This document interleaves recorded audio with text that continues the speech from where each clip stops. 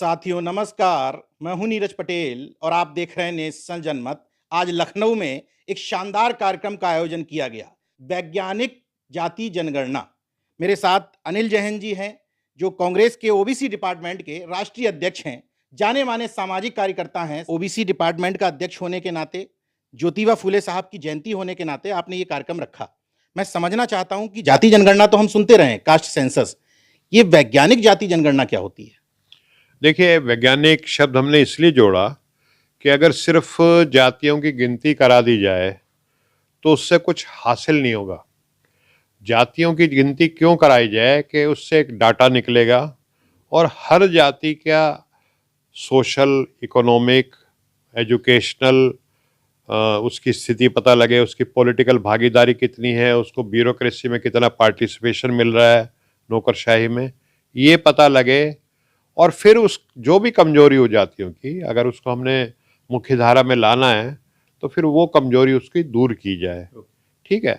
तो अंग्रेजों के ज़माने में तब कंप्यूटर नहीं था, साइंस इतनी तरक्की थी नहीं, तब हो सकता है कि जातियों की उन्होंने गिनती कर दी अभी इस जाति के इतने लोग। लेकिन अब क्योंकि साइंस का युग है, कंप्यूटर का युग है, आर्टिफिशियल इंटेलिजेंस का युग है, तो हमने तेलंगाना में ये वैज्ञानिक जाति जनगणना, हमारे राहुल गांधी जी की प्रेरणा से तेलंगाना में जाति जनगणना हुई।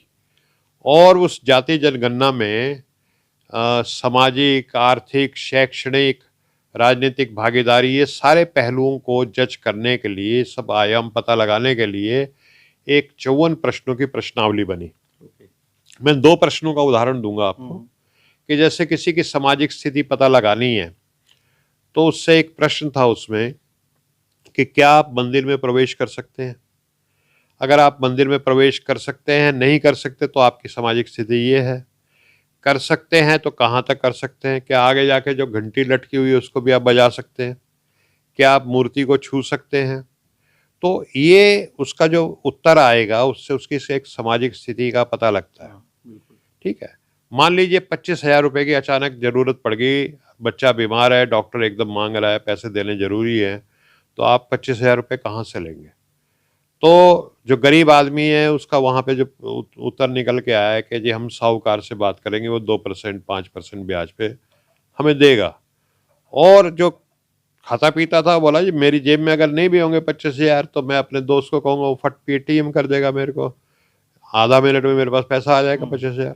तो इस तरह के ये 54 प्रश्न बने। और ये प्रश्न बने जो स्टेक होल्डर्स हैं, जो विभिन्न सामाजिक संगठन हैं, जैसे वहाँ के हमारे कांचा इलाई साहब वहाँ रहते हैं, हमारे जस्टिस ईश्वरिया जी, और तमाम संगठनों से बात करके इन 54 प्रश्नों की प्रश्नावली बनाई गई। 215 जातियों को इन प्रश्नों के आधार पे उनको अंक दिए गए। एक कंपोजिट बैकवर्डनेस इंडेक्स बना, जैसे मेरिट लिस्ट बनती है कि ये जाति कितनी पिछड़ी है।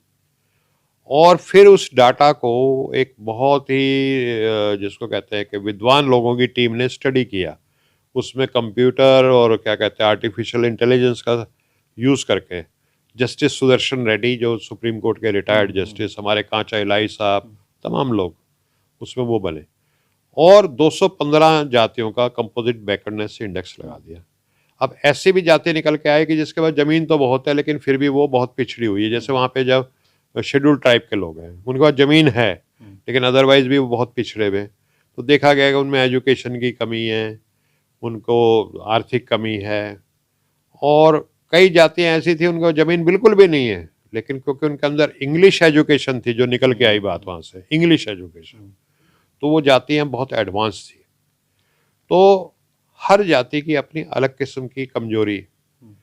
तो राहुल जी की जो वहाँ प्रयास चल रहा है और वहाँ पे जो आरक्षण जिस तरह से दिया जा रहा है और हर जाति का वो हो रहा है, तो चाहते हैं कि जैसी कमजोरी हो उस कमजोरी को दूर किया जाए। ठीक है। वो ये नहीं है कि वन साइज फिट ऑल, कि भाई एक नंबर का जूता बता दिया सब इसको पहनो, अब हर एक को फिट नहीं बैठेगा वो।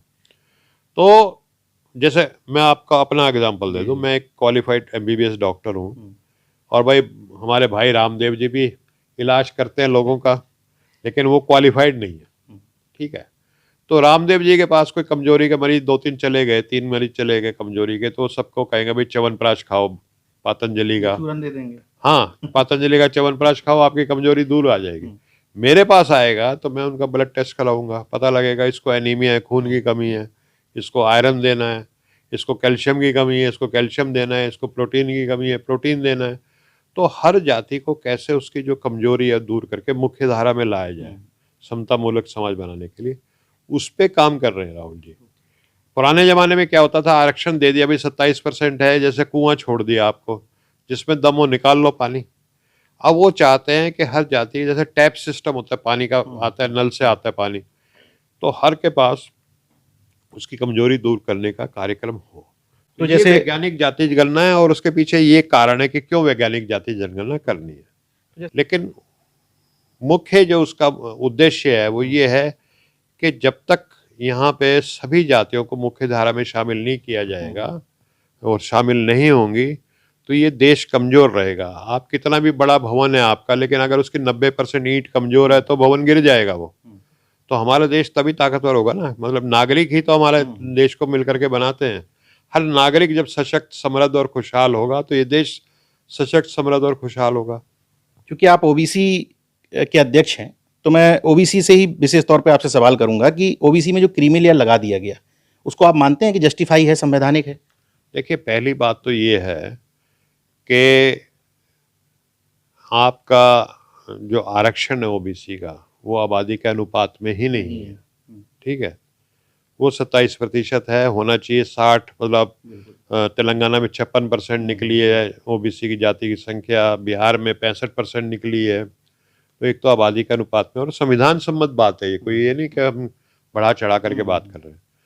दूसरा ये है कि क्रीमी लेयर की जहाँ तक बात है कि इसमें भी जो पिछड़ों में जो ज़्यादा कमज़ोर हैं उनको पहले मौका दिया जाए, वो सिद्धांत रूप से बात ठीक है।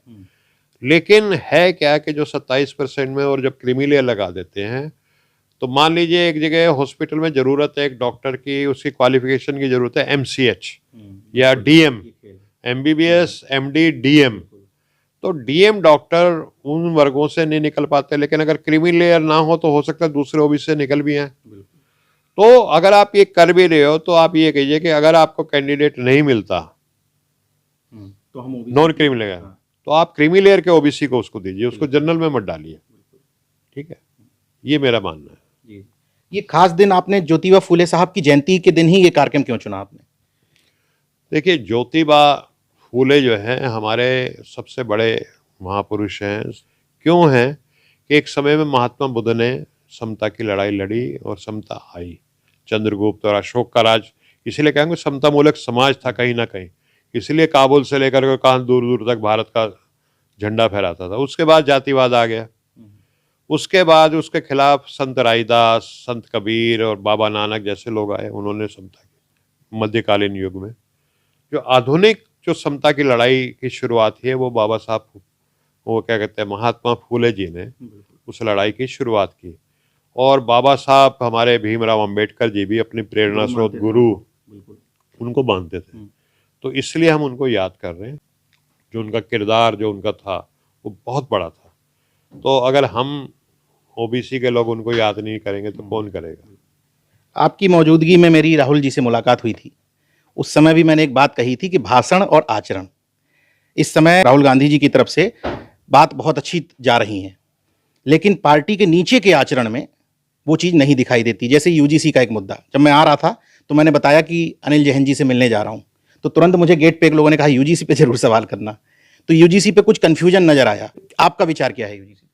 देखिए जी, मेरा विचार बिल्कुल साफ है यूजीसी पे, कि यूजीसी में ये एक सच्चाई है और कोई कबूतर की तरह या शुतुरमुर्ग की तरह आंख नहीं बंद कर सकता कि जो दलित और पिछड़े जो हैं हमारे, उनके साथ जो विश्वविद्यालयों में किस तरह का व्यवहार होता है, डिस्क्रिमिनेशन और भेदभाव होता है, उनका उत्पीड़न होता है। हमारे कई बच्चे जो हैं उनको आत्महत्या करनी पड़ जाती है, इतना उत्पीड़न उनके साथ किया जाता है। तो यूजीसी के जो ये अभी आई है गाइडलाइंस, मैं इसका पुरजोर समर्थन करता हूँ, ये लागू होनी चाहिए। हाँ, खुल्लम खुल्ला पुरजोर समर्थन है। यूपी का जो स्ट्रक्चर है उसमें जो सामाजिक न्याय की अवधारणा है राहुल जी की, आपकी जो अवधारणा है, उस हिसाब से आमूलचूल परिवर्तन दिखाई देगा? बिल्कुल भाई, हमारी पार्टी ने नारा दिया जितनी आबादी उतना हक।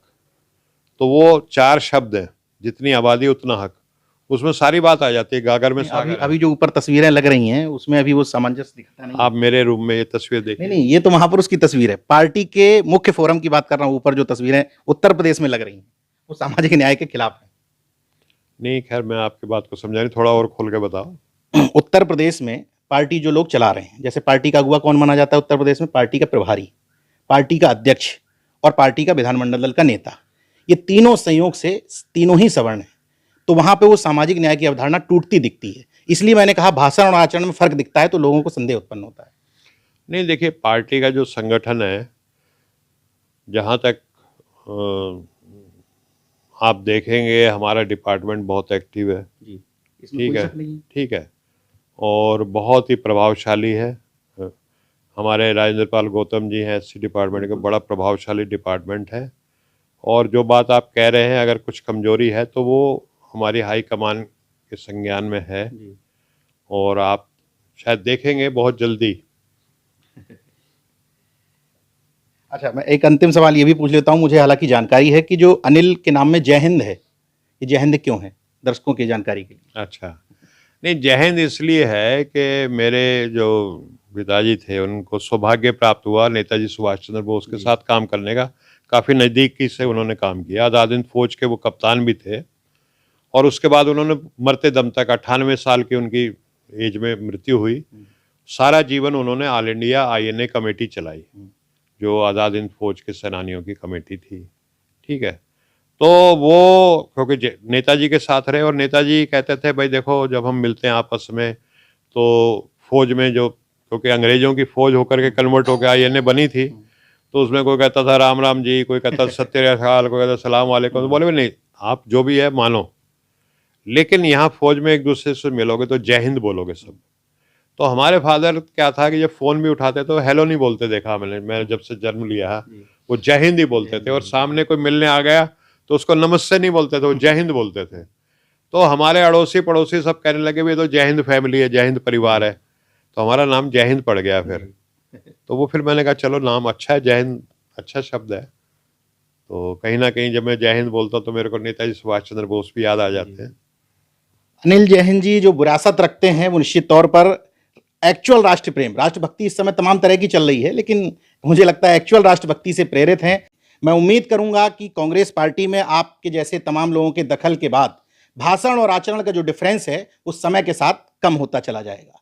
बाकी देखते रहिए नेशनल जनमत, जागरूक और सजग बने रहिए। जय विज्ञान, जय संविधान, जय लोकतंत्र। धन्यवाद।